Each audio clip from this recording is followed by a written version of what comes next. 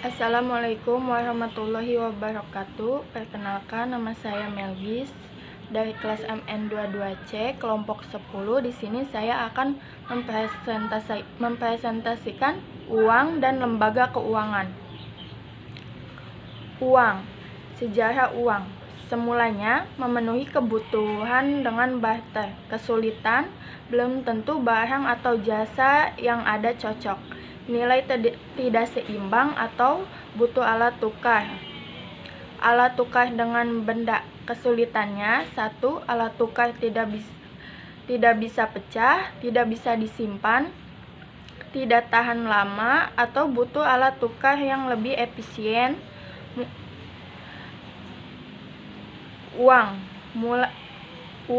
mulai dari logam hingga kertas. Definisi uang. Setiap alat tukar yang dapat diterima secara umum dalam proses pertukaran barang dan jasa. Sesuatu yang tersedia dan secara umum diterima sebagai alat pembayaran pembelian barang dan jasa, serta kekayaan berharga lainnya, serta untuk pembayaran hutang. Fungsi uang. Alat tukar atau medium of exchange. Alat penyimpanan nilai atau store of value. Standar nilai, unit of account, standar pembayaran di masa mendatang, standard of deferred payment. Syarat uang. Memiliki nilai tertentu, tidak mudah rusak, mudah dibawa, jika dibagi tidak rusak nilainya. Jenis uang. Uang kartal, uang negara versus uang bank. Uang logam atau intrinsik nominal versus kertas atau negara bank. Uang giral, tagihan yang ada di bank umum yang dapat digunakan sewaktu-waktu sebagai alat pembayaran. Bentuknya adalah cek, giro, atau telegraphic transfer. Menurut nilainya, uang dibedakan menjadi 2, uang penuh atau full body money. Nilai uang dikatakan sebagai uang penuh apabila nilai yang tertera di atas uang tersebut sama nilainya dengan bahan yang digunakan. Dengan kata lain, nilai nominal yang tercantum sama dengan nilai intrinsik yang terkandung dalam uang tersebut. Uang tanda atau token money. Uang tanda adalah apabila nilai yang tertera pada uang lebih tinggi daripada nilai bahan yang digunakan. Untuk membuatnya, dengan kata lain, nilai nominal lebih besar daripada nilai intrinsik.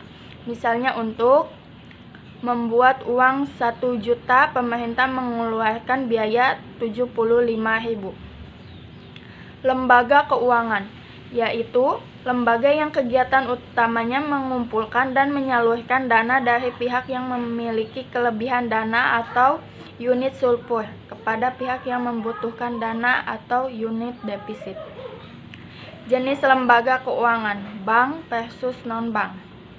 Lembaga keuangan bank, badan usaha yang memiliki wewenang dan fungsi untuk menghimpun dana masyarakat umum untuk disalurkan kepada yang memerlukan dana tersebut dalam bentuk kredit atau yang lain untuk kesejahteraan rakyat. Kegiatan bank, himpunan dana atau giro, tabungan, deposito, saluran dana atau kredit, dan jasa bank lainnya. Jenis bank. Bank umum yang berfungsi 1. Menyalurkan dana, 2. Memberikan jasa-jasa transfer, letter of credit, 3. Kegiatan di pasar modal, penjamin emisi atau underwriter, pedagang sekuritas, dealer, wali amanat atau trustee, penjamin atau guarantor. Bank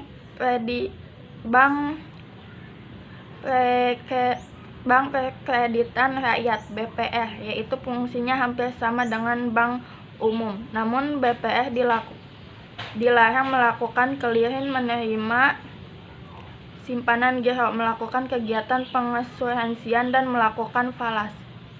Bank sentral. Banyak bank hanya di satu negara, pemegang atau pengatur kebijakan perbankan. Berdasarkan prinsip pengelolaan manajemen, pengumpulan dan penyaluran bank umum dan BPR masing-masing dibagi dua jenis, yaitu bank BPR atau bank konvensional dan bank BPR syariah. Manfaat bank dalam perekonomian yaitu penyedia mekanisme dan alat pembayaran yang efisien bagi nasabah, tempat dana investasi dan penyaluran pemanfaatan investasi yang lebih produktif, atau dana mengalir dan semua pihak untung. Lembaga keuangan non-bank. Fungsi lembaga keuangan non-bank tidak diizinkan untuk mengumpulkan dana dalam bentuk deposito. Lembaga non-bank dikelompokkan menjadi 3, yaitu 1. Lembaga pembiayaan seperti leasing, modal ventura, factoring, dan kartu kredit. 2. Lembaga investasi, perusahaan sekuritas dan reksadana. 3. Lembaga kontraktual seperti perusahaan asuransi dan dana pensiun. Tujuan lembaga keuangan. Mengacu pada definisi lembaga keuangan di atas, berikut ini beberapa tujuan lembaga keuangan, baik itu bank maupun non-bank. 1.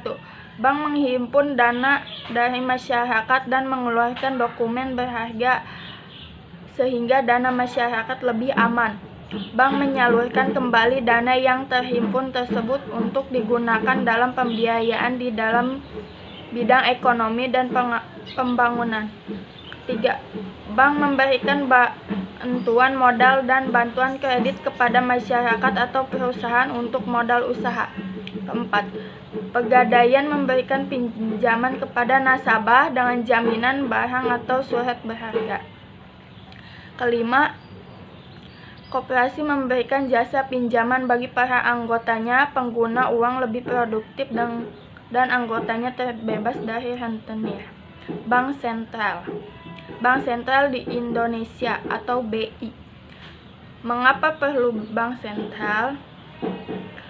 Karena butuhnya peran pemerintah atau otoritas moneter, butuhnya lembaga negara yang berhak atau atas otoritas moneter.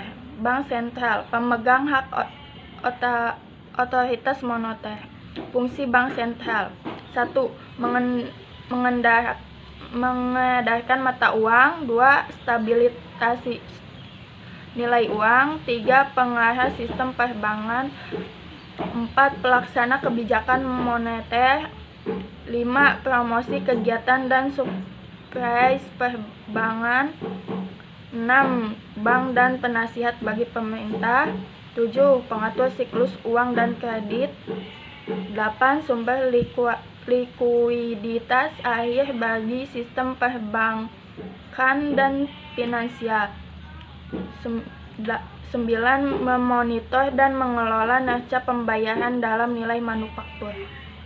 Tugas utama bank: penasehat dan pemberi bantuan pengelolaan keuangan pemerintah, banyak bank, penentu dan pelaksana kebijakan moneter, pengawasan, evaluasi, dan pembinaan perbankan, penanganan transaksi giro antara bank, wilayah, dan negara, melaksanakan riset ekonomi.